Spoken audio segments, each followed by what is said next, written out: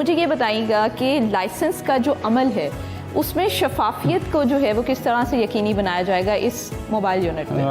جو ہمارے لائسنسنگ کا یونٹ ہے یہ بیسکلی انہی ڈرلز کو فالو کرتا ہے جو آلریڈی ہم اپنے ٹیسٹنگ سینٹرز میں فالو کر رہے ہیں. ٹھیک ہے.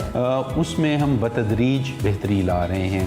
ہمارا جو لرنر پرمٹ سے لے کے ڈرائیونگ لائسنس ایشو کرنے تک کا سارا پروسیس جو ہے وہ تقریباً آٹومیٹ ہو چکا ہے. تو ہم آہستہ آہستہ کوشش کر رہے ہیں کہ یہ تمام کا تمام پروسیس جو ہے نہ صرف سٹینڈائز ہو جائے بلکہ ٹرانسپیرنٹ بھی ہو جائے.